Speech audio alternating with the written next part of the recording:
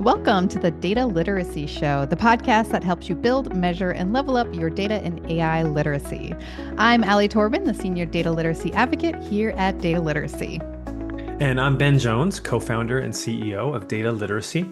And today we're going back to our roots a little bit. Alli and I, we have a history in data visualization. So we're going to have a little chat today about a few smart chart swaps that you can make that will instantly make your visuals more effective, whether you're presenting to execs or publishing online. These little swaps are going to help your audience see what matters faster and more accurately. And I have to say, you did really well on smart chart swaps. That's a tongue twister. Definitely a tongue twister. Oh yeah. Yeah, we're calling out three commonly used charts, but they work really well in some situations, but may not be the best choice in certain other situations. So we're going to tell you what those situations are and then also suggest which charts you might want to consider using instead. And I think we've all been in that situation where we share some charts we've been working really hard on, and your boss or your colleague takes a look. They look really puzzled, and then they say, okay, what am I looking at here? It's really hard. It's really hard to hear. And I know a lot of our students have said that too when we're teaching our level one course about learning how to read charts and speak the language of data, is just saying, hey, when people look at my charts, a lot of times the feedback is, what am I looking at here? What am I looking at? I don't get Hmm. it. And Hmm. that's a good signal that maybe there's something not quite working about your chart. It might even be that you chose the wrong chart type to express what you're trying to express. So let's look at these three scenarios we've picked out for you. And in these ones, again, you might be tempted to use one kind of chart type, but maybe you should instead try another solution to it. Yep. Yeah. So our first one is, let's say you have a pie chart. You want to show proportion for different categories. Pie chart is fine, totally fine. But maybe you also want to show how those proportions changed over time. So you think, oh, let me just show another pie chart, kind of like a before and an after type of thing. And you have maybe seen these before where you have the pie charts, two pie charts side by side, trying to show how those proportions changed from like maybe 2020 to 2025. But it's really hard for us to process as we are jumping back and forth between those categories. Yeah, exactly. I mean, basically, people have to take their eyes from one pie chart to the other, back and forth and back and forth. And what they're trying to do, if you think about it, is compare the area of each of those segments one by one. But the starting points of the segments are all at different angles. So there's not a really good basis for comparison. And it just feels frustrating, I think, for a lot of us as chart Hmm. readers. And it isn't because we're dumb, it's because our brain isn't really wired to make that kind of comparison very easily.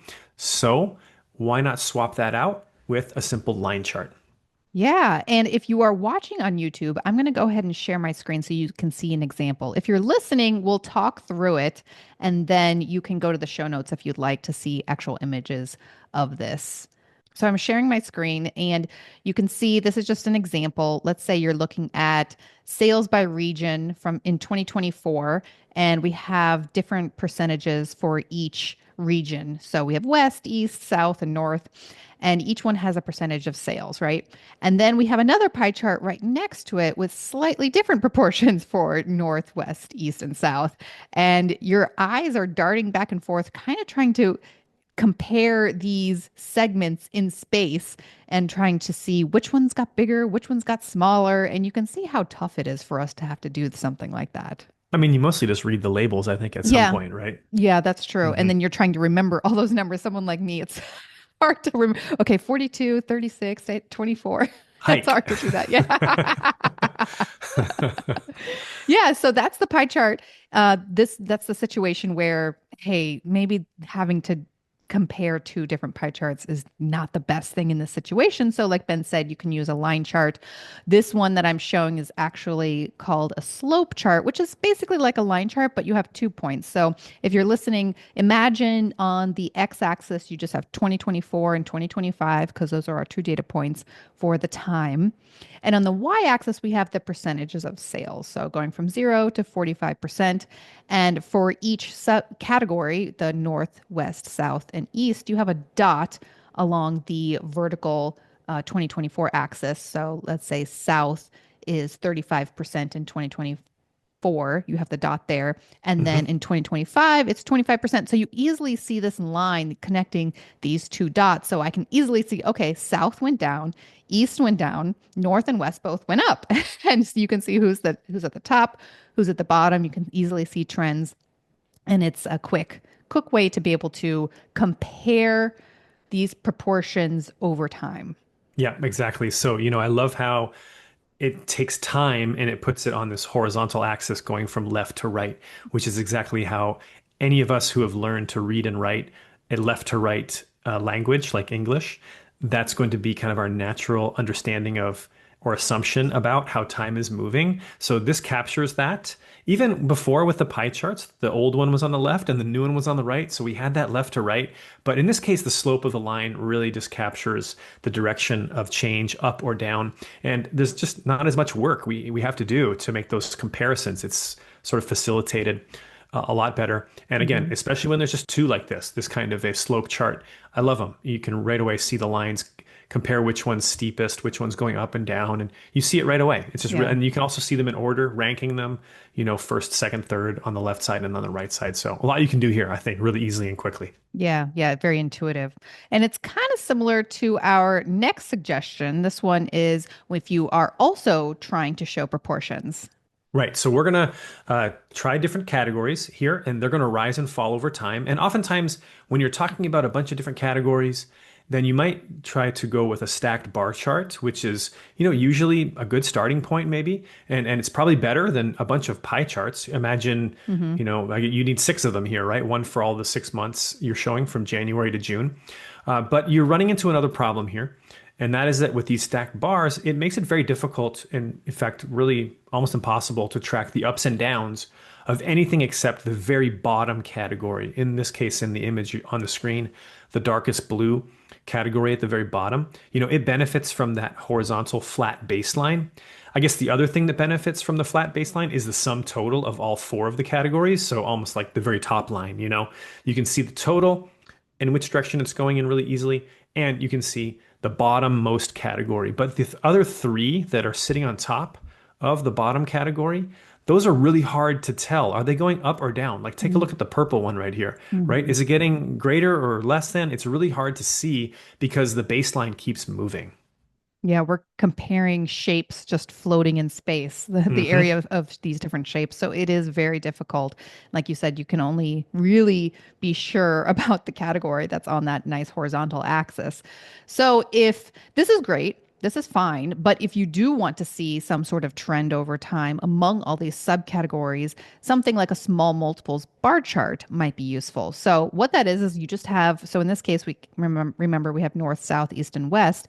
Each category has its own bar chart and they're just a little bit smaller, so they're all fitting on the same screen and they all have their own flat x-axis. Hmm. So I can see Right. now north is going up, south is going up a little, kind of maybe mostly staying flat, east is actually going down a little bit, and west the same, is kind of like staying kind of similar. So I can see these trends pretty easily because they all have their own flat x-axis, so we don't have that problem with the stacked bar chart anymore. Hey, Ali, I have a silly comparison for this one.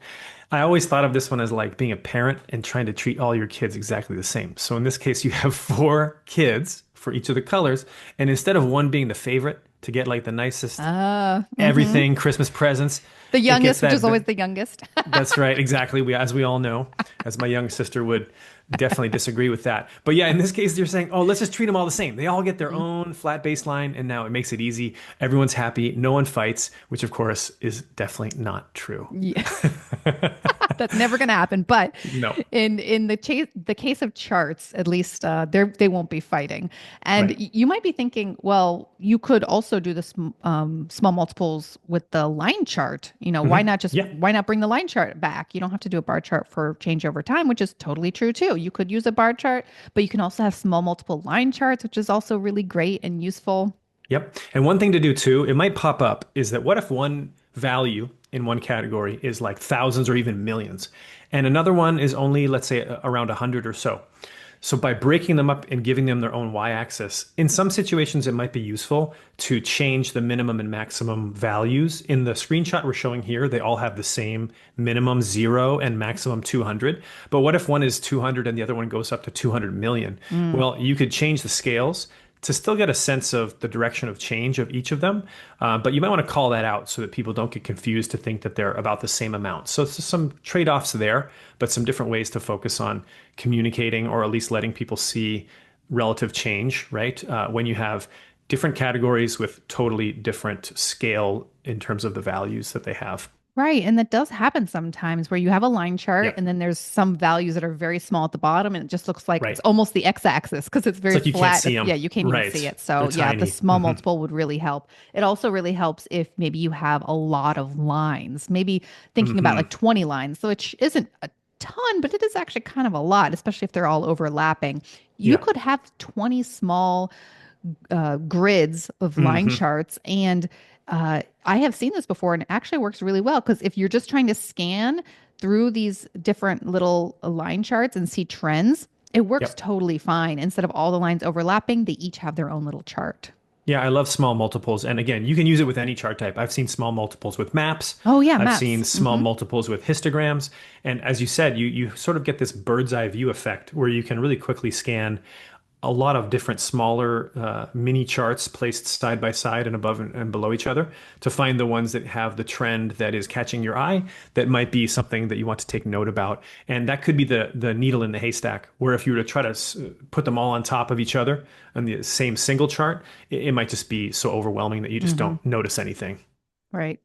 All right. Our last smart chart swap Yes, is, last yeah, one, they have the last one. bullet chart. Okay, yeah, so bullet charts, this is a popular one. Hmm. People love it because when they're showing like percent to target, and so, you've got your performance, you've got some target, and how well did you do relative to that target. So bullet charts, you see this a lot in business, and so it's pretty simple. And there's nothing like totally wrong with it, but you can see the performance and you can see where the target is with usually the line, or maybe it's another bar that is overlapping or underlapping the original Hmm. bar. So you sort of see kind of where you are relative to where you want to be. Yeah, and it is very intuitive. I have nothing against bullet charts. I think they work really well. I think that sometimes it's difficult to tell which which category is underperforming or overperforming and by how much, just because sometimes the targets are different for these categories. Like for this one, we have the same target listed as 100 Hmm. for each one. You can see like this, it's annotated with a darker line. Right. But sometimes you have an amount, but then let's say like the West has a slightly different target than the Hmm. East. And Hmm. then one might be under, but it might be under by less than the East, even though they're also under. The percentages start being needed to be taken into consideration. So Yeah, that's kind of lost in the bullet chart. I would say so. I mean, which one is over or underperforming the most in amount, and which one is over or underperforming the most in terms of percent to target. Yeah. If you just show the bullet, it might be hard to see which department, or in this case, which region of these four is higher or lower by the relative amount relative to the target itself. Right. Yeah. So a nice little change up here is just a diverging bar chart where Hmm. if you can imagine you have an x-axis, which is the percent from target, and then the y-axis is just where you're putting your categories, so south, north, east, and west. And then each bar is diverging either to the left or to the right, depending on if they're above the target or below the target. And, with simple bar charts, we can easily see the magnitude by who's more under target or more over target by percentage. And it's a really quick way. You could even sort it from most to least, and you can see who is doing the best and who is doing the worst compared to their individual target rather than just by sheer magnitude of sales. Yeah, and I think, like you pointed out, really beneficial if you want to just compare over or under by percent, and especially when the targets are different, because it aligns everything to one nice center line that's the zero, which would be the scenario where you're exactly on target by 100.0%. But as we all know, sometimes people do a little better or a little worse than what they're trying to get to. Right. And so, again, you see those bars and you can right away see which of the different groups or kind of entities in the categories is higher or lower. Yeah. Sometimes you want to see both, right? Like you want to Yeah. see the Yeah. magnitude of the sales and see just kind of generally who was on top, who was the least in terms of these just sheer amount. But then you Right. also want to see the percentage to target. So I've seen a lot of times where people use the bullet chart plus this diverging bar chart, and they work Yeah. really beautifully together as a Yeah. pair. You can show them side by side, Hmm. exactly like you're saying. And it isn't necessarily either or, oh, one works, one doesn't work. Yeah. It's just that they do subtly different things. One does one thing a little better than the other. And so it's being able to pick which one's really optimal for a certain kind of question that you think your audience is going to have. Hmm. And if they really, as you're pointing out, Allie, they have both questions in their minds, then you either want to show them one after another or maybe put them side by side and give them the chance to make both of those comparisons at a single glance, which I think they'll really appreciate. Yeah, which we've talked about in previous episodes about data storytelling. Maybe you first want to note the sheer number of sales and show the targets, and then in the next, on your next slide of your data story narrative, then you talk about, okay, well, where is actually who's on top in terms of percentage? Exactly. Yep. Those are different comparisons, different questions. And they come up all the time in business and in organizations that are trying to track and see how well they're doing. Hmm. So these are our three smart chart swaps. One, using a line chart instead of comparing two pie charts side by side. Number two, trying some small multiples instead of stacked bars for trends. And number three, showing percent difference with a diverging bar chart instead of going with that standard bullet chart that we see so often in our Hmm. business reports and presentations. Yeah. And these aren't the only swaps. These are just some Yeah. little quick wins we've seen over and over again where you see it and you think, "Oh, actually because of this, I might actually want to use this other chart instead."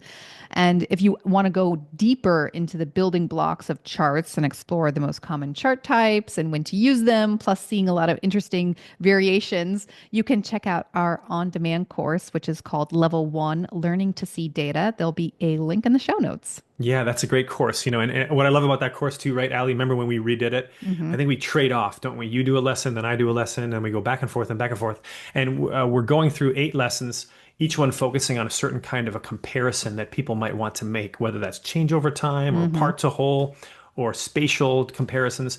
And actually, we really pull out some great lessons from Tamara Munzner's book, Visualization Analysis and Design, which she's created for people who are getting, usually an advanced degree in information visualization.